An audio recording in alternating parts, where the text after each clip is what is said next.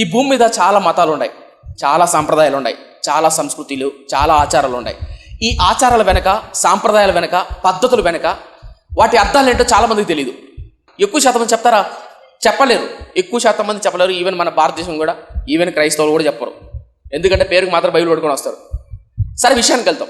అయితే ఈ ప్రపంచంలో ఎక్కువ శాతం మంది వాళ్ళు ఆరాధిస్తున్న ఆరాధన కావచ్చు, ఆచారాలు కావచ్చు, పద్ధతులు కావచ్చు, తెలుసుకున్నటువంటి వాళ్ళ పిల్లలకు చిన్నతనం నుంచే బోధించే వ్యక్తులు ఎవరైనా ఉన్నారంటే ఈ ప్రపంచంలో యూదులు, ఇశ్రాయేలు దేశం.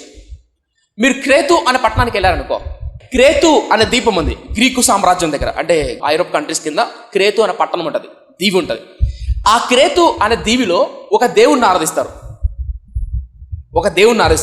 ఆ దేవుడికి ఉన్న శక్తి ఏంటంటే 2 నిమిషాల్లో ఏ స్త్రీనైనా సరే తన వశం చేసుకోగలడు. అర్థం కాలేదా? ఆ దేవుడికున్న వరం ఏంటంటే 2 నిమిషాల్లో తన కంటి చూపుతో ఏ స్త్రీనైనా మోహించగలడు, వశపరచుకోగలడు. దాన్నే వశీకరణ అంటారు. తెలుసు కదా? నేనేం చెప్పే ప్రయత్నం చేశానంటే, ఇలా రకరకాల దేశాల్లో, రకరకాల మైథాలజీలో, రకరకాల గ్రంథాల్లో వారి ఆచారాలు, పద్ధతులు బోల్డ్ అని ఉన్నాయి ఈ ప్రపంచంలో. అయితే వాటి వెనుక అర్థాలు ఏంటో తెలియదు. అయితే యూదులు, ఎక్కువ శాతం మంది యూదులు తమ చిన్నతనం నుంచే బోధిస్తారు తమ పిల్లలకు. పస్కా పండుగ అంటే ఏంటి, పులియన్ రొట్టెల పండుగ అంటే ఏంటి, ధర్మశాస్త్రం అంటే ఏంటి, ధర్మశాస్త్రాన్ని చిన్నప్పటి నుంచే పిల్లలకు బోధించడం మొదలు పెడతారు. ఎవరు? యూదులు. అయితే ఇలాంటి యూదులు ఈ వాక్యం చదివేటప్పుడు ఒక అధ్యాయం దగ్గరకు వచ్చేసరికి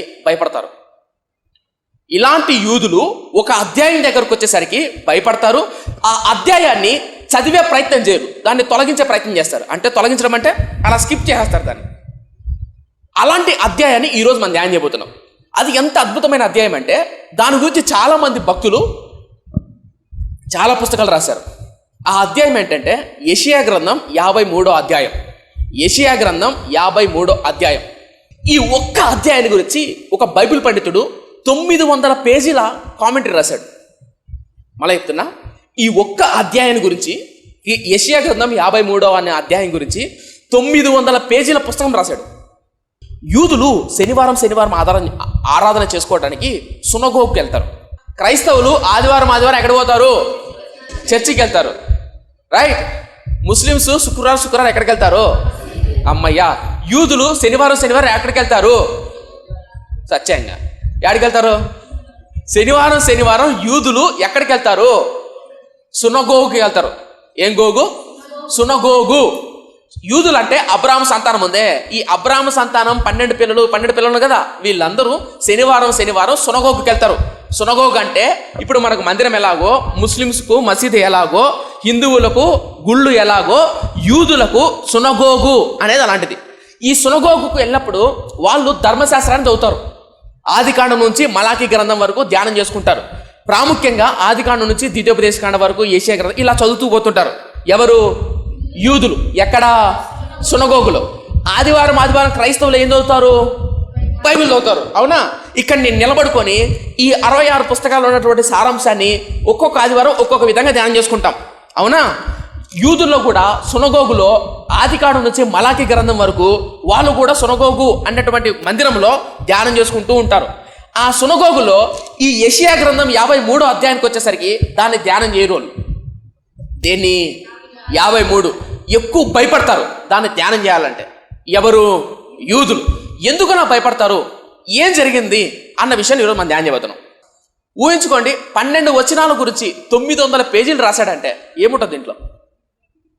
మచ్చుకో మాట చెప్తాను.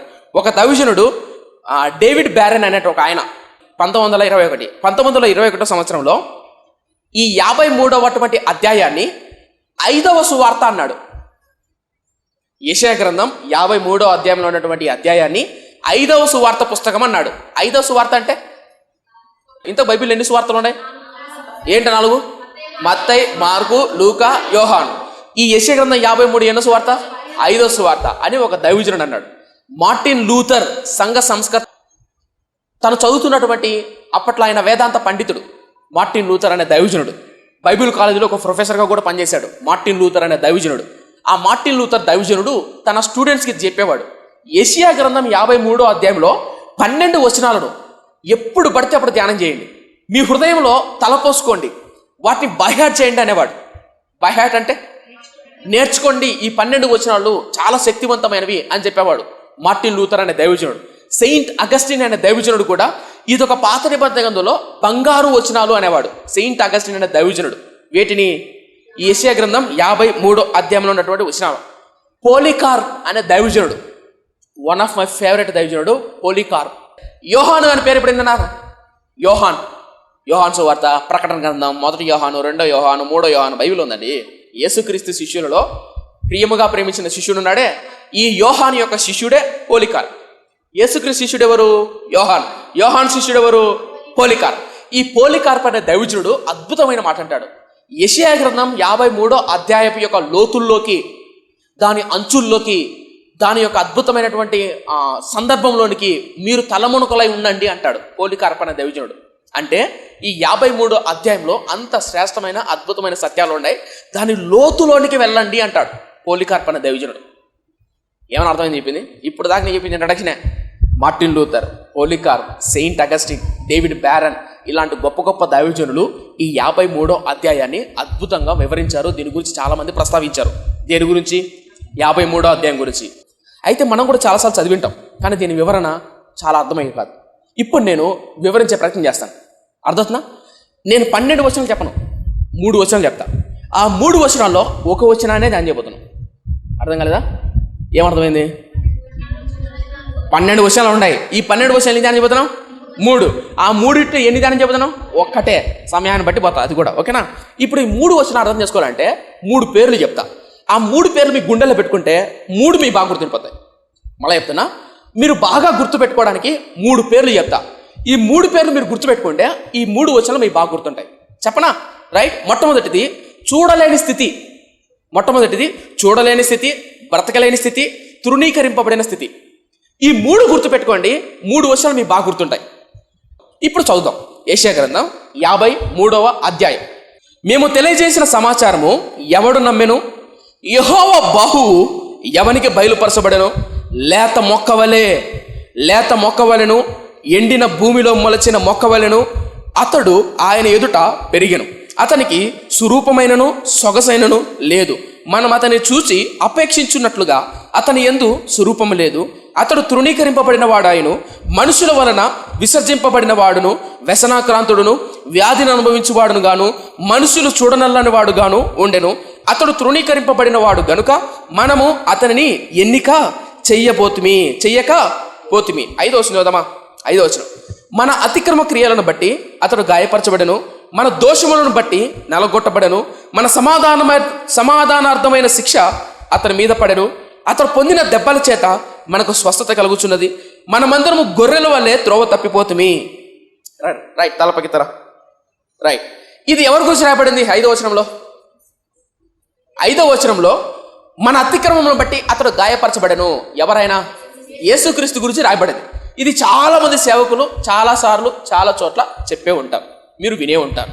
అవునా? వినారా? ఈ 53వ అధ్యాయం అంతా ప్రభువైన యేసుక్రీస్తు గురించి రాయబడింది. అవునా?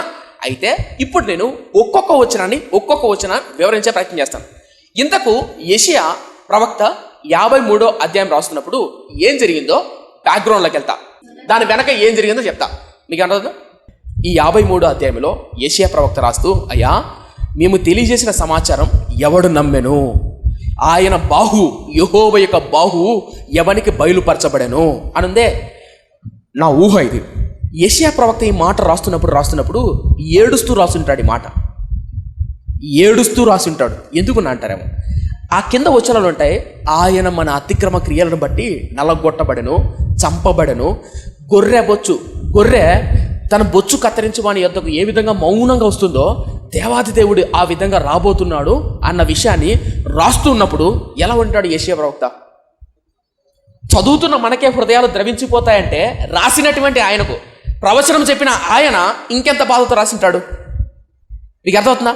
అయితే మనం దాన్ని పైన చదువుకుంటూ పోతాం, దాని లోతుల్లోకి వెళ్తే దాని బాధ ఏంటో తెలుస్తుంది, లోతుల్లోకి వెళ్తే దాని నొప్పి ఏంటో తెలుస్తుంది. మచ్చుకో మాట చెప్తాను. ఆఫ్రికా దేశంలో కొంతమంది పిల్లలు, ఎప్పుడన్నా మీకు పంటి నొప్పి వచ్చిందా? నిజం చెప్తున్నా, పండు ఉండేది ఎంత ఉంటుంది, పంటి నొప్పి వచ్చింది అనుకో, నిజం చెప్తున్నా, ఎంత నా చిన్నప్పుడు వచ్చింది, నాకు ఇప్పుడు ఏం లేవు కానీ చిన్నతనంలో చాక్లెట్లు అవి తింటాం కదా, తిన్నప్పుడు పుచ్చిపోతాయి కదా, అప్పుడు పుచ్చిపోయినప్పుడు పంటి నొప్పి చాలా భయంకరంగా ఉంటుంది, నిద్ర రాదు రాత్రిపూట్ల, జూ జూ జూ అనమాట. ఒకసారి మా అమ్మాయి పెట్టుకోను, ఏ అమ్మ ఎట్టున్నా అంటే పంటి నొప్పి నాయన, పంటి నొప్పి నాయన అంటది. నిజం, చాలా నొప్పి ఉంటుంది, ఉండేది ఇంత. ఎన్ని పండ్లు పుచ్చిపోతే? ఒక్కటి పుచ్చిపోతే అంత నొప్పి ఉంటుంది. 32 పళ్ళు పుచ్చిపోతే నిజమండి. ఒక దైవజనులు రాసింది, ఒక మిషనరీ ఆఫ్రికా దేశానికి సువార్తకి వెళ్తే, ఆ ప్రాంతంలో ఆఫ్రికా దేశంలో సన్నగా నల్లగా బర్రెంకలు కతుకుపోయి పిల్లలు ఉంటారే, ఆ పిల్లలకు ఫుడ్ లేక, సరైన తిండి లేక, మొహం కడుకొని తెలియక 32 పళ్ళు పుచ్చిపోతే ఆ నోట్లోంచి వాసన, ఆ పుచ్చిపోయిన నొప్పి ఎట్లుంటుందో వర్ణించగలరా? ఎట్లుంటుందో ఆ నొప్పి. ఒక పండు పుచ్చిపోతే రాత్రులు ఏడుస్తామే, ఒక చిన్న పిల్లవాడు 4 ఏళ్ల పిల్లవాడికి 32 పళ్ళు పుచ్చిపోతే నొప్పి ఎలా ఉంటుంది? 4 ఏళ్ల పిల్లవాడికి 32 పళ్ళు పుచ్చిపోతే వాడు నొప్పి ఎలా ఉంటుంది? మీకేమైనా అర్థమవుతుందా? అలాగే మనకి ఎప్పుడు అర్థమవుతుంది వాడి నొప్పి అంటే, వాడిని చూసినప్పుడు, వాడి స్థితి మనకు వచ్చినప్పుడు అర్థమవుతుంది. మనకు 32 పళ్ళు పుచ్చిపోతే అప్పుడు తెలుస్తుంది ఎంత నరకం రా బాబు అని. అర్థమవుతుందా? బైబిల్లో కూడా చదువుకుంటూ పోతే సరిపోదు, దాని లోతుల్లోకి వెళ్తే దాని భావం ఏంటి, దాని భావార్థం ఏంటి అర్థమవుతుంది. యెషయా ప్రవక్త ఏడుస్తూ ఈ మాట రాస్తున్నాడు, మా సమాచారం ఎవడు నమ్మాను అని మాట్లాడడానికి కారణం ఏంటంటే మీకు అర్థం చెప్తా. ఇది ఎప్పుడు రాశాడంటే యెషయా ప్రవక్త హిజ్కియా, యెషయా ఆ రాజుల్లో రాస్తున్నటువంటి, పరిపాలిస్తున్నటువంటి రాజుల కాలంలో రాస్తున్నాడు. ఎవరు? యెషయా ప్రవక్త. ఈ మాట్లాడడానికి కారణం ఏంటంటే అర్థం చెప్తా. మనం ఇన్నాళ్ళు రాజుల చరిత్ర ధ్యానం చేస్తున్నామా? రాజుల చరిత్ర ధ్యానం చేశాం. రాజులు తప్పు చేసినప్పుడు దేవుడు ఎన్నోసార్లు గద్దించాడు, హెచ్చరించాడు, ఇది తప్పు, ఇలా చేయొద్దు, ఇలా ఉండొద్దని చెప్పాడా? ప్రవక్తలు పంపించి చెప్పాడు, రాజులు చెప్పి పంపించాడు, చెప్పాడు. అయితే కొంతమంది రాజులు వినలేదు, కొంతమంది విన్నారు. విన్నారా? విన్నారు. కాలం మారిన తర్వాత ఇదే ఇశ్రాయేలు ప్రజలు మాటి మాటికి ఎన్నిసార్లు చెప్పినా వినటంలా దేవుని మాట. ఎన్నిసార్లు చెప్పినా దేవుని మాట వినకపోయేసరికి దేవుడు కోపం వచ్చింది, శాపానికి శిక్షకు అప్పగించాడు. ఆ శిక్ష ఏంటంటే బబులోను దేశానికి బానిసత్వం పంపించాడు. పంపించిన తర్వాత బబులోను దేశంలో బానిసలుగా ఉంటారు. ఆ బానిసత్వం అయిపోయిన తర్వాత వీళ్ళ బ్రతుకులు ఎలా ఉండబోతాయో, దేవుడు ఎలా దీవించబోతాడో అన్న విషయాన్ని రాస్తున్నాడు. రాస్తూ మరి దేవుడు చెప్తున్నప్పుడు వినడు. దేవుని మాటలు కొంతమందికి అర్థం కావు, దేవుని మాటలు కొంతమందికి అంగీకరించలేరు. ఎందుకు అంగీకరించలేరంటే పాపంలో ఉన్నప్పుడు, పాపపు స్థితిలో ఉన్నప్పుడు దేవుని మాటను, యెహోవా బాహువును ఎవడు గ్రహించగలిగను? ఇది ఒక్క వచనాన్ని చాలా రోజులు ధ్యానం చేశాను. ఇది ఒక్క వచనం ఎందుకు అంటారేమో, మర్చుకో మాట చెప్తాను. సొలొమోను ఉన్నాడా? సొలొమోను ఎంత జ్ఞాని, మహాజ్ఞాని. సొలొమోను అద్భుతమైన జ్ఞానవంతుడు. కామాతురత కలిగిన వాడై 700 మంది భార్యలు పెళ్లి చేసుకున్నాడు, 300 మంది ఉపపత్తులు పెట్టుకున్నాడు. ఎంతమందిని? 700 మంది భార్యలు, 300 మంది ఉపపత్తులు. గుర్తుందా? ఐగుప్తు దేశంలోనికి మీరెవరు కూడా వెళ్ళకూడదు అని దేవుడు శాసనం చేస్తే, ఆ శాసనాన్ని మొట్టమొదటిసారి తృణీకరించిన వ్యక్తి ఎవరంటే సొలొమోనే. సొలొమోనే మళ్ళీ ఐగుప్తు దేశానికి వెళ్ళి ఒక అమ్మాయిని తెచ్చుకొని పెళ్లి చేసుకొని ఆ అమ్మాయికి ఒక కోటను కట్టాడు. ఎవరు తెలుసా? సొలొమోన్. అధికంగా గుర్రాలు సంపాదించుకోకూడదు, అధికంగా మీ కొరకు భార్యలను తెచ్చుకోకూడదు అంటే అధికంగా గుర్రాలు తెచ్చుకున్నాడు, అధికంగా బంగారాన్ని, అధికంగా డబ్బును, అధికంగా అమ్మాయిలు తెచ్చుకొని పెళ్లి చేసుకొని కామాతురత కలిగిన వాడే తిరిగాడు. ఎవరు? సొలొమోన్. అంతగా దారి తప్పిపోతుంటే దేవుడు ఊరుకున్నాడా? ఊరుకోనలా. ఏముంది తెలుసా బైబిల్లో? 2 సార్లు ప్రత్యక్షమై చెప్పాడు. ఎవరికి? సొలొమోను. విన్నాడా? వినలేదు. నేనేం చెప్పే ప్రయత్నం చేస్తున్నా అంటే, 2 సార్లు దేవుడు ప్రత్యక్షమైనా వినలేదు అంటే, గ్రహించలేదంటే సొలొమోను హృదయం ఎంత మందంగా ఉన్నది. కొన్ని సందర్భాలు బైబిల్ మనం చదువుతున్నప్పుడు అర్థం కాదు. ఒకప్పుడు బైబిల్ చదువుతున్నప్పుడు కళ్ళల్లో కన్నీరు గారేది, ప్రార్థన చేసినప్పుడు కన్నీరు వచ్చేది. కాలం మారుతున్నప్పుడు కన్నీటి ప్రార్థన, కాలం మారుతున్న కొద్దీ వాక్యం చదవటం ఆగిపోతుంది. ఎందుకు తెలుసా?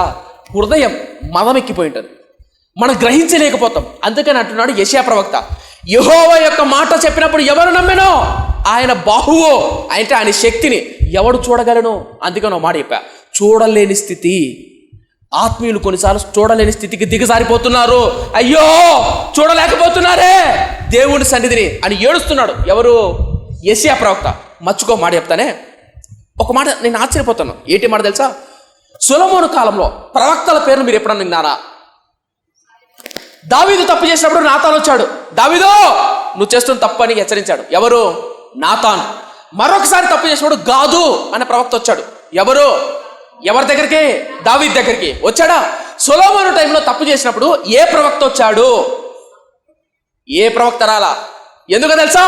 సొలొమోనుకు చెప్పే ధైర్యం, సొలొమోనుకు చెప్పే జ్ఞానం ఏ ప్రవక్తకు లేదు. ఒకవేళ వచ్చి ఎవడని చెప్పాడు అనుకో, మహాజ్ఞానవంతుడు సొలొమోను, సొలొమోను నువ్వు చేస్తుంది తప్పన్నాడు అనుకో, వింటాడా సొలొమోను? నువ్వు ఎంతరా నా ముందరా, నేనెవడు తెలుసా, దేవుడి చేత జ్ఞానంతో నింపబడిన వ్యక్తి అని తృణీకరిస్తాడు. ఎవరు? సొలొమోను. అందుకని బైబిల్లో చక్కగా రాయబడింది, యెహోవాయే 2 మార్లు ప్రత్యక్షమై చెప్పాడంట. మీకేనా అర్థం చెప్పేది? ఇప్పుడు నా ప్రశ్న, ఎవరు చెప్పినా వినడు? ఎవరు? సొలొమోను. దేవుడే చెప్పి వచ్చి చెప్తుంటే వినాలొద్దా? వినలేకపోతున్నాడంటే, గ్రహించలేకపోతున్నాడంటే, చూడలేకపోతున్నాడంటే, స్పర్శ లేకపోతున్నాడంటే మదం ఎక్కినాడా లేదా? అంటే గ్రహించలేని స్థితికి వెళ్ళిపోయాడా లేదా? ఇదే రాస్తాడు యెషయా.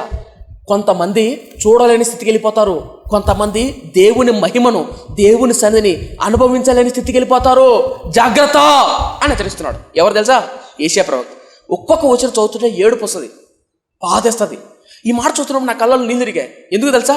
అప్పుడు ప్రార్థన చేసుకున్నాను నేను, ప్రభువా నా జీవితంలో నీ సన్నిధిని, నీ స్వరాన్ని, నీ మహిమను చూడలేని స్థితికి దిగజారిపోనివ్వద్దు నాయనా. దిగజారిపోయినామంటే పతనమే. సొలొమోనుకు 2 మార్లు ప్రత్యక్షమైన వినే పొజిషన్లో లేడు. ఎవరు తెలుసా? సొలొమోను. మీకు గుర్తున్నాడా?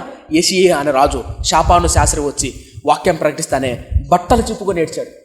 బట్టలు చిప్పుకొని ఏడ్చాడు. అయ్యో పాపిస్తాడు. చూద్దాం, ఆ మాట బాగుంటుంది, చూద్దాం. ఒకసారి తీస్తారా బైబిల్లో? 2 రాజుల గ్రంథం 22వ అధ్యాయం. 2 రాజుల గ్రంథం 22వ అధ్యాయం 11వ వచనం. రాజు ధర్మశాస్త్రం గల ఆ గ్రంథపు మాటలు వినినప్పుడు, ఎవరంట ఆయన? రాజు. యెషయా అనే రాజు అంటమ్మా. యెషయా అనే రాజు సామాన్యమైన వ్యక్తి కాదు. ఎవరైనా రాజు ధర్మశాస్త్రం యొక్క గ్రంథపు మాటలు వింటున్నాడంట. చూద్దాం, చదుదాం. 11వ వచనం. రాజు ధర్మశాస్త్రము గల ఆ గ్రంథపు మాటలు వినినప్పుడు తన బట్టలు చింపుకొనెను. తర్వాత రాజు యాజకుడైన హిల్కియాను, షాపాను కుమారుడైన అహికామును, మికయా కుమారుడైన అక్బరును, షాపాను అనే శాస్త్రి అయిన ఆషాను రాజు సేవకులు ఒకరికి పిలిపించి ఆజ్ఞాపించినదేమనగా, మీరు పోయి దొరికిన ఈ గ్రంథపు మాటలు గురించి నా విషయంలో, జనుల విషయంలో, యూదావారి విషయంలోను యెహోవా యొద్ద విచారణ చేయుడే. మన పితరులు తమ విషయంలో వ్రాయబడిన దానంతటిని ప్రకారం చేయక ఈ గ్రంథపు మాటలు వినని వారై, ఏముందాడా? ఈ గ్రంథపు మాటలు వినని వారై గనుక యెహోవా కోపాగ్ని మన మీద ఇంత అధికముగా మరుగుతుంది. తలపైతని దేవుని సేవకుడు వచ్చి ఈ వాక్యాన్ని చదువుతానే రాజు బట్టలు చుప్పుకున్నాడంట. ఎవరైనా? యెషయా అనే రాజు బట్టలు చుప్పుకొని ప్రజలకు, పెద్దలకు ఆజ్ఞాపించాడు. అధికారులారా, మీరు వెళ్ళి ఈ వాక్యానుసారంగా యెహోవా యొద్ద విచారణ చేయుడి అన్నాడా. ఇప్పుడు నా ప్రశ్న, ఇదే వాక్యాన్ని సొలొమోను యొద్ద చదివితే, సొలొమోను దగ్గరికి వెళ్ళి మీరు చదివారనుకో, బట్టలు చింపుకుంటాడా? ప్రార్థన చేస్తాడా? మోకాల మీద పడతాడా? నీకేం అర్థం చెప్పేది? పడతాడా? పడ్డో ఏం చెప్తాడు? నువ్వు ఆదికాండం చెప్పేవనుకో, ఆయన ప్రకటన గ్రంథం చెప్తాడు. నీకు అర్థం చెప్తాను. ఎవరికి? ఎందుకు అట్లా చెప్తాడు? సొలొమోను మహాజ్ఞాని. నువ్వు ఇది చెప్పావనుకో, దీని తర్వాత ఇంకోటి చెప్తాడు. ఎవరు? నాకు తెలిసిన ఒక అన్న నాకు ఒక సలహా ఇచ్చాడు.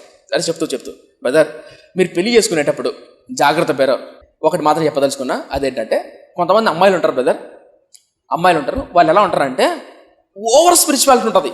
ఓవర్ స్పిరిచువాలిటీ అంటే అతి భక్తి అనమాట. వాళ్ళకు భక్తి ఏరు. సో నేను ఏం చెప్పే ప్రయత్నం చేస్తున్నానంటే, ఇట్లా ఉంటారు బ్రదర్, జాగ్రత్త బ్రదర్. ఏనా ఎందుకు అని అడిగా. ఏం లేదు, మాదొక బ్యాచ్, అంటే అదొక మినిస్ట్రీ అనమాట. ఆ మినిస్ట్రీలో తెలిసిన బ్రదర్స్ ఉంటారు కదా, సహోదరులు, వాళ్ళందరికీ కొంతమంది పెళ్ళిళ్ళు అయ్యి, వాళ్ళలో ఒక అన్న భార్య ఉంది. ఆమె ఇంట్లో భర్త ఉండి ఏమీ ఇలా చేయకూడదంటే, వాక్యం ఇలా ఉంది, సామెత గ్రంథం 31వ అధ్యాయంలో గుణవత్తైన భార్య ఇలా ఉండాలి, సౌమ్యంగా ఉండాలి, తగ్గింపుతో ఉండాలి అని మాట్లాడింది అనుకో, అన్నాడు అనుకో భర్త. ఏమేమంట తెలుసా? దేవుడి నిమిత్తమై రోషము కలిగి ఆయన కొరకు నేను పోరాట పడుతున్నాను, నన్ను అట్టగిస్తావా? శాపగ్రస్తుడు అయిపోతావు నువ్వు అంటది. ఎవరిని? భర్త. నువ్వు శాపగ్రస్తుడు అయిపోతావు అంటదేమా? మళ్ళీ ఏమంట తెలుసా? తప్పే, యజమానుడి కింద లోబడి ఉండాలి, తప్ప అలా చేయకూడదంటే. దెబోరా ఎలా ఉంటుంది తెలుసా? రోషం కలిగి దేవుని కొరకు న్యాయాధిపతులు ఒక న్యాయాధిపతికి బతి కాదు. మీకేమన్నా అర్థం చెప్పేది? అంటే ఈయన ఒక వాక్యం చెప్తే ఆమె ఒక వాక్యం చెప్తుంది. నేనేం చెప్పే ప్రయత్నం చేశానంటే, ఇలా అంటలు ఉంటారు కొంతమంది, అతి భక్తి ఉంటారు. సో నేనేం చెప్తున్నానంటే, సొలొమోను దగ్గరికి వెళ్ళి వాక్యాన్ని చదివితే బట్టలు చెప్పుకొని తగ్గించుకొని దీనత్వంతో ప్రభు సన్నిధిలో మోకాలు పడే స్థితి ఉందంటారా? లేదు. యెషయా అనే రాజు దగ్గరికి వెళ్ళి కొన్ని మాటలు చదువుతానే బట్టలు చింపుకొని అధికారులకు ఆజ్ఞాపించాడు. ఏమని? అయ్యలారా వెళ్ళండి అయ్యా, మన పితరులు తప్పు చేశారయ్యా, ప్రభు సన్నిధిలో పశ్చాత్తాపడతామయ్యా. నేనేం కోరుకుంటున్నానంటే, నా ఊపిరున్నంత వరకు, మన ఊపిరున్నంత వరకు మన సంఘంలో నాతో నీతో దేవుడు మాట్లాడుతున్నప్పుడు వినగలిగి స్పందించే స్పర్శ ఉండాలి. స్పందించాలి. ఏంటి ఆ స్పందన? అరే వాక్యం ఇలా ఉందే, అన్న చెప్పింది నిజమేనే, వాక్యం ఇలా ఉందే, దేవుడు ఈరోజు నాతో మాట్లాడాడే, ఈరోజు ఇంటికి వెళ్ళినప్పుడు రాత్రి పడుకున్నప్పుడు ఒక కీర్తన చదివా, ఆ కీర్తన చదివిన తర్వాత నాకు నిద్ర రావట్లే. ఏముంది ఆ కీర్తనలో? యెహోవా నా పాపము చేత నా కాళ్ళు అదురుచున్నాయి, నా ఎముకలు అదురుచున్నవి అనే మాటకి గుర్తుకొస్తున్నాయి. నా పాపము చేత నీకు కురుకుపోయానే, నా బిడ్డలు నా ఆత్మీయత దిగజారిపోయిందే అని రాత్రులు నిద్ర లేని రోజులు ఎన్ని రాత్రులు ఉన్నాయి? ఈ పాపాన్ని జయించలేకపోతున్నానే అని ఏడ్చిన రోజులు ఉన్నాయా? ఈ పాపాన్ని జయించలేకపోతున్నానే, ఈ శాపం నుంచి బయటికి రాలేకపోతున్నానే అని బాధపడ్డ రోజులు ఉన్నాయా? అలాంటి రోజులు లేకపోతే గనక, అలా నువ్వు గుర్తించలేకపోతుంటే గనక నువ్వు దేవుని హస్తాన్ని, యెహోవా బాహువును, ఆయన స్వరాన్ని వినలేని, చూడలేని స్థితిలో ఉన్నావు.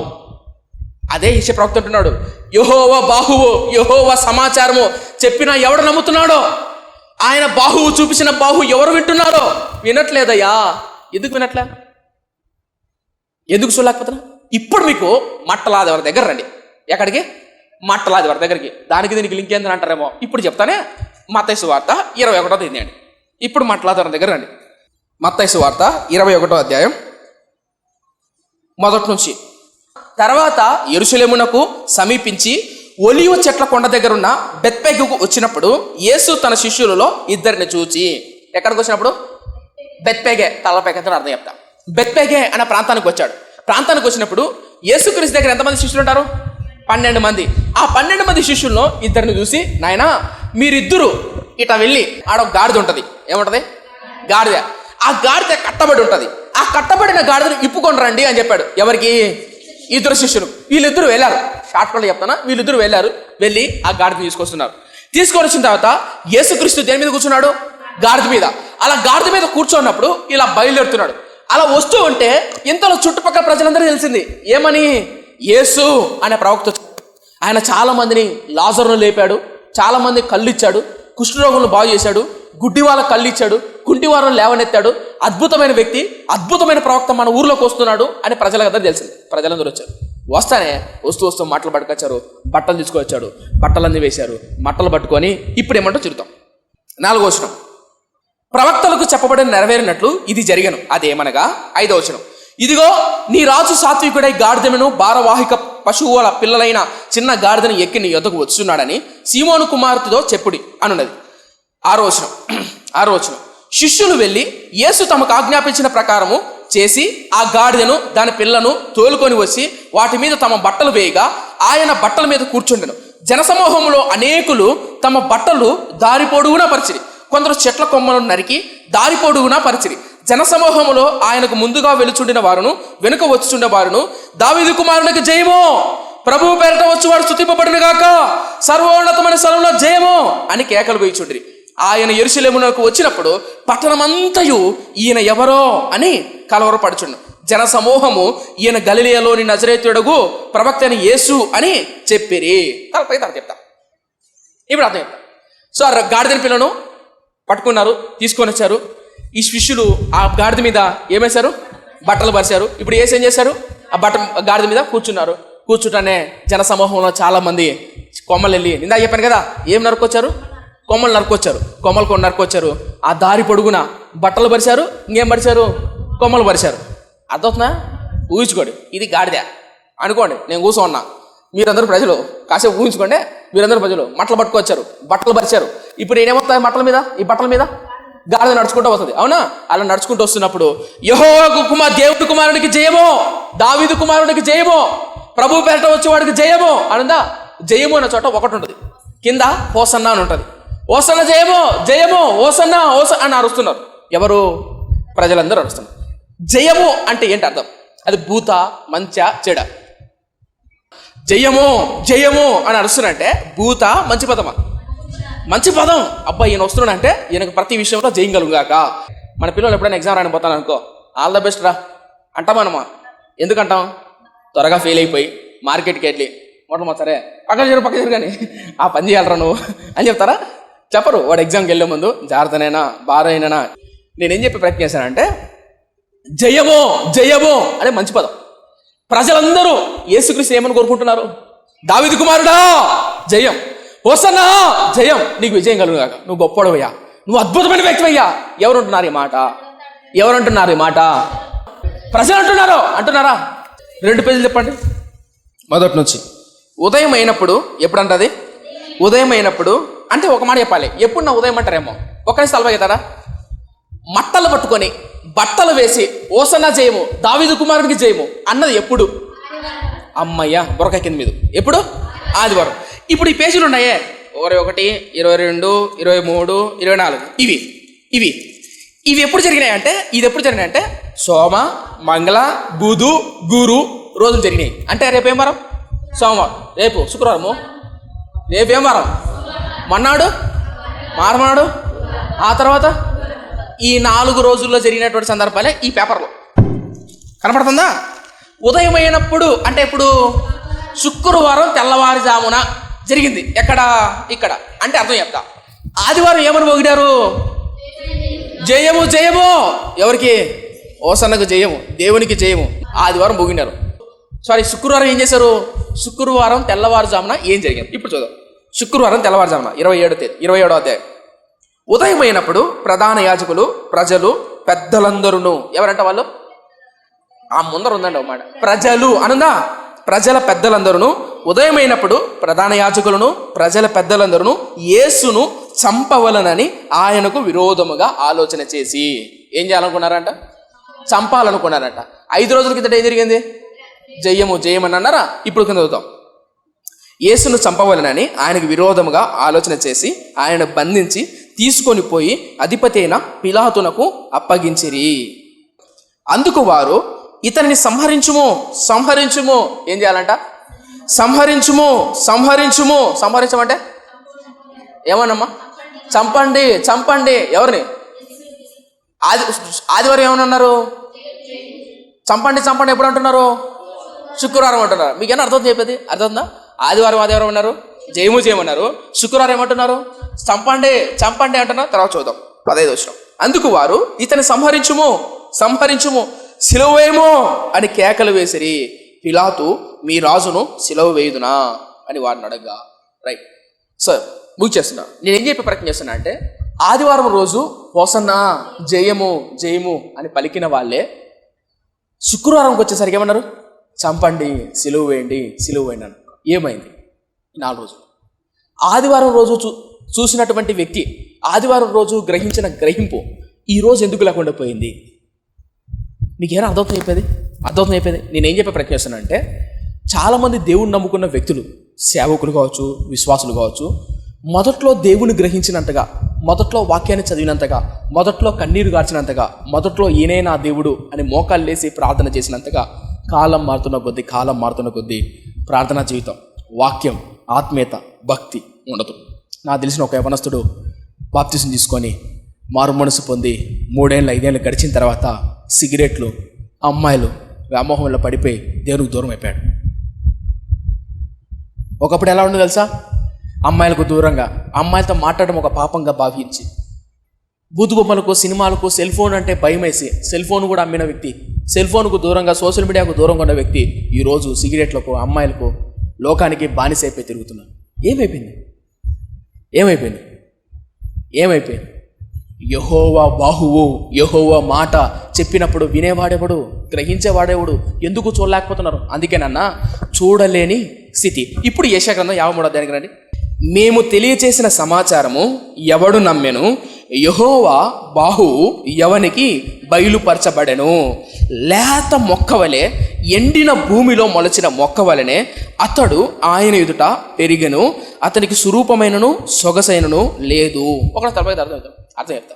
అయ్యా, యెహోవా సమాచారము తెలియచేసినప్పుడు నమ్మిన వాడెవడు? గ్రహించిన వాడెవడు? నేను ఒక మాట చెప్పా. సొలొమోను గ్రహించాడా? గ్రహించాలా. యేసయ్య రాజు చేశాడు? గ్రహించాడు. అవునా? ఎందుకు నేను మొదట్లో మాట చెప్పా? అగస్టిను, మార్టిన్ లూథరు, జాన్ బేరన్ గొప్ప గొప్ప దైవజనుల గురించి ఎందుకు చెప్పాను తెలుసా? ప్రతి క్రైస్తవుని ఆత్మీయాత్రలో గ్రహించకుండా పోయే రోజులు వస్తాయి, మందగిలే స్థితిలో రోజులు వస్తాయి. వచ్చినప్పుడు భయపడండి, జాగ్రత్తగా ఉండండి. ఎందుకు తెలుసా? గ్రహించకుండా మొద్దు బారిపోతే కనుక ఆత్మీయాత్రలో చచ్చిపోతాం. ఆయన కిందనే రాస్తాడు, ఎండిన భూమిలో లేత మొక్క వలె అనుందా? ఎండిన భూమి అంటే ఎప్పుడైనా భూమి నీళ్ళు లేక నీరు చీలుతుంది, చీలింటదా? ఆ చీలిన భూమిలో ఎక్కడన్నా మొక్కలు ఉంటాయా? ఉండవు. కానీ ఒక మొక్క లేచిందంట. ఆ మొక్క ఎలా ఉందంట? లేత మొక్కలా లేచిందంట. ఆయన అలా లేచాడు. ప్రవక్త వర్ణిస్తున్నాడు. ఇలాంటి సమాచారం ఎవరైనా చెప్తే నమ్ముతారా? అందుకని అన్న, చూడలేని స్థితి. నెంబర్ 2, బ్రతకలేని స్థితి. ఎందుకు తెలుసా? ఎండిన ఎడారి భూమిలో లేత మొక్క వలె లేచినటువంటి ఆయనకు నీరు అందుతుందా? అందదు, పెరిగేస్తారు. అలా ఎండిపోయే స్థితిలో ఉన్నప్పుడు బ్రతకలేని స్థితిలోకి దిగజారిపోతాం. తర్వాత తృణీకరింపబడతాం, దేవుని సన్నిధికి దూరం అయిపోతాం. జాగ్రత్త. అందుకనే ఆత్మయాత్రలో వాక్యం అర్థం కాకపోతే, ప్రార్థన చేయలేకపోతున్నప్పుడు మిమ్మల్ని మీరు పరీక్షించుకోండి. అన్న, మీరు బైకులు తోలుతారా? బైక్ తెలుసు కదా, బైకులు ఉన్నాయి కదా, తోలుతారా? అమ్మ, మిక్సీలు ఉన్నాయా మీ ఇంట్లో? మిక్సీలు కానీ, ఫ్రిడ్జ్లు కానీ, ఫ్యాన్లు కానీ, కూలర్లు కానీ ఉన్నాయా? ఉన్నాయి.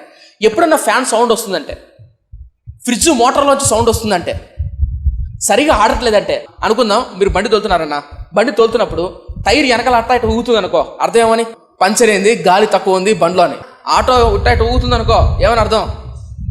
మన స్పీడ్గా రాత్రి ఉంటుందనా? ఊగుతున్న అర్థం ఏమని? గాలి లేదని. సౌండ్ వస్తుంది అనుకో, కర్ర కర్ర రాసుకుంటుంది అనుకో, ఏమని అర్థం? ఏదో అడ్డుపడిందని. అవునా? ఆత్మీయాత్రలో తల్లులారా, అలాగే మీ ఇంట్లో, మీ కుటుంబాల్లో ఫ్రిడ్జ్ పని చేయకపోయినా, ఏదైనా ఇంట్లో ఒక వస్తువు పాడైపోతున్నా, సౌండ్ వస్తున్నా, ఏందో ఉందేడా? అప్పుడప్పుడు కొంతమంది ఇళ్లలో ఎలక సచిన వాసన వస్తూ ఉంటుంది. వాసన వచ్చిందనుకో ఏం చేస్తారు? అరే ఎతుకుతారు. ఏం ఎతుకుతారమ్మా? మా ఇంటేనే ఆడున్నాడు ఆయన. ఎలక సచిన వాసన ఇంట్లో వస్తే ఏం చేస్తారు అంటున్నా? వాసన ఆడించి వస్తుంది. ఎలక ఆడ చచ్చిపోయింది. అప్పుడు ఎలక ఆడ ఉంటుంది చెప్పండి? ఏ బీరువా కిందలోనో, అందున బీరువా సందుల్లోనో ఉంటుంది. అప్పుడు దాన్ని చీపురు పట్టుకొని ఊడ్చి బయట పారేస్తాం. అవునా? వాసన వచ్చినప్పుడు గర్శించాం. ఏమని? మన ఇంట్లో ఎలక చచ్చిపోయింది అని. నా ప్రశ్న, మనం ప్రార్థన చేయకోకుండా ఎక్కువ లోకంతో గడిపితే, మనం ప్రార్థన చేయకోకుండా చల్లారిపోతే, కన్నీటి ప్రార్థన రాకపోతే, వాక్యం అర్థం కాకపోతే అర్థం ఏంటో తెలుసా? ఆత్మీయంగా దిగజారిపోతున్నావు అని అర్థం. అది గ్రహించు. అది గ్రహించకపోతే పతనమైపోతావు, చూడలేని స్థితికి వెళ్ళిపోతావు, బతకలేని స్థితికి వెళ్ళిపోతావు, తృణీకరింపబడిన స్థితికి వెళ్ళిపోతావు. జాగ్రత్త అని ప్రవక్త హెచ్చరిస్తున్నాడు. సో మై ఫ్రెండ్స్, మట్టలాదివారం రోజు ప్రభువును మట్టలు పట్టుకొని ఆరాధన చేస్తారు, తప్పేం లేదు. ఓసన్నా జై. నేను అడిగా మిమ్మల్ని ఒకసారి, నాకు తెలిసిన ఫ్రెండ్ ఒక అబ్బాయి మాట అన్నాడు. మట్టలాదివారం రోజు చిన్నపిల్లల చేత యాక్టింగ్ చేపిస్తారా లేదా? చిన్నపిల్లల చేత యేసుక్రీస్తు లాగా ఒక యాక్టింగు, గాడిదలాగా ఒక యాక్టింగు. తెలుసా మీకు? అవసరం తెల్దా? పోనీలే. ఇప్పుడు పిల్లోడు అనుకో, వాడికి గడ్డం పెట్టి, వాడికి అంగి వేసి ఒక గాడిదని పిలుచుకొని వచ్చి ఆ గాడిద మీద వాడిని కూర్చోబెట్టి, ఆ తర్వాత 12 మంది శిష్యులకు వేషాలు వేసి, బట్టలేసి ఇలా యాక్టింగ్ చేపిస్తారు. కొన్ని సంఘాల్లో చేస్తారా? నాకు తెలిసిన ఒక సంఘంలో జరిగిన యథార్థ సంఘటన. ఇప్పుడు ఈ అబ్బాయిని కూర్చోబెట్టారు. ఎక్కడ? గాడిద మీద. యేసుక్రీస్తు ఆయన వేషం వేసి గాడిద మీద కూర్చోబెట్టారు. ఈ 12 మంది ఈ బట్టలు వేసుకున్నప్పుడు అందరూ ఇంకా ఫోటోలు తీసుకుంటారు కదా, వాళ్ళు ముద్దుగా క్యూట్గా ఉంటారు కదా. ఇప్పుడు 8వ తరగతి 9వ తరగతి పిల్లలు అలా వేషం వేసుకున్న పిల్లలు, 8వ తరగతి 9వ తరగతి పిల్లలు ఆ గాడిద మీద కూర్చొని యాక్టింగ్ చేసి నడుచుకుంటూ పోతుంటే, ఓసన్నా జయము నడుచుకుంటూ పోతుంటే, అందరూ ఫోటోలు తీసుకుంటే, సెల్ఫీలు తీసుకుంటే, ఆ షాపుల దగ్గర ఈ షాపుల దగ్గర సిగరెట్ తాగుతూ టీ తాగుతుంటారు కదా, వాళ్ళందరూ ఏం చూస్తారు చెప్పండి? ఈ చిత్రంగా చూస్తారు. అరే ఏం చేస్తారు రైలు, ఏంటిది బలం ఉందే, ఏంటిది అని చూస్తారు. ఆ పిల్లలు ఎంతో క్యూట్గా యేసుక్రీస్తు వేషం వేసుకున్న వ్యక్తి కూర్చొని ఎంతో వేషం క్యూట్గా అంటున్నాడు. బాగుంది, మంచిగా ఉంది. 2 నెలల తర్వాత వాడు ఇంటర్కి వచ్చాడు. ఇంటర్కి వచ్చిన తర్వాత ఎవడైతే యేసుక్రీస్తు వేషం వేసుకున్నాడో వాడే అదే హోటల్ దగ్గరికి వెళ్ళి దమ్ము కొడుతూ అమ్మాయిలు తిరుగుతూ అంటే ఎలా ఉంటుందన్నా? అంతెందుకండి, ఇప్పుడు మనం అందరం మట్టలు పట్టుకు మదం ఏమని హోసన్నా చేయమని మట్టలు పట్టుకు మదం పోతామా? పోయిన తర్వాత వచ్చే వారం అదే వ్యక్తులమైన మనం బండ్లో అబ్బాయిల వెనకాల అమ్మాయిలంట బైకులు కూర్చొని పోతాను అనుకో, హోసన్నా చేయమని ఈమెనా మొన్న కదా మట్టలు పట్టుకుని వచ్చారు వీళ్ళు. ఎలా చూస్తారు చెప్పండి? ఈరోజు క్రైస్తవులు అలా అవమానపరచబడ్డం లేదా? ఒకప్పుడు జయమన్నవారు ఈరోజు సంహరించండి, చంపండి అనే విధంగా దిగజారట్లేదా?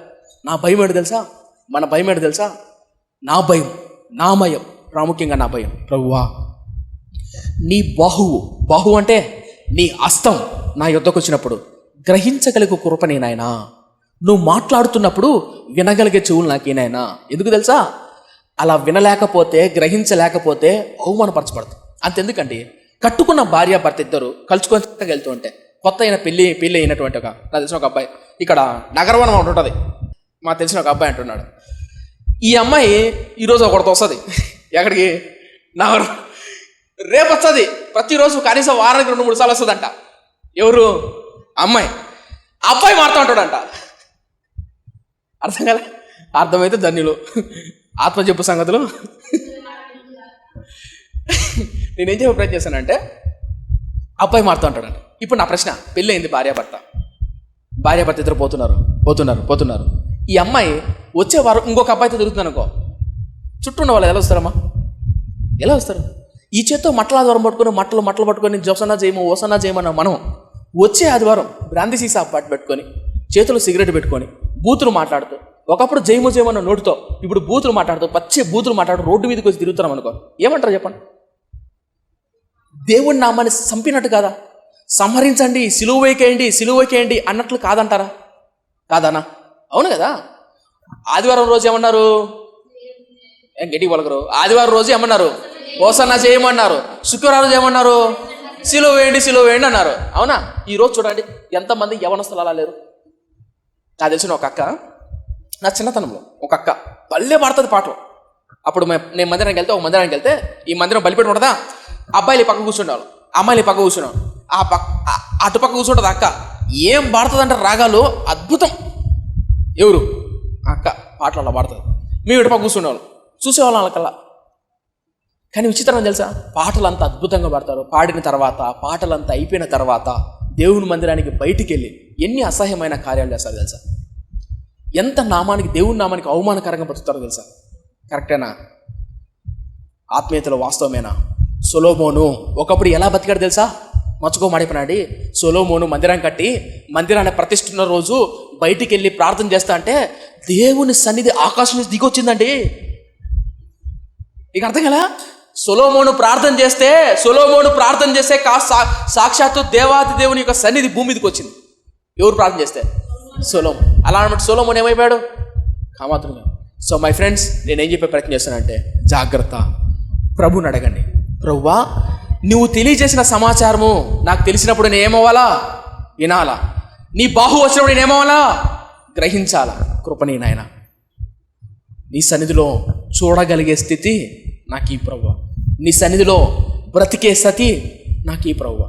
నీ సన్నిధి నుంచి వెలివేయబడక కయ్యూను వలె నాయనా, నీ బిడ్డలు ఎవరైతే నాయన సన్నిధిలో తృణీకరింపబడ్డారో అలా తృణీకరింపబడని స్థితి నాకు ఈ ప్రభువా.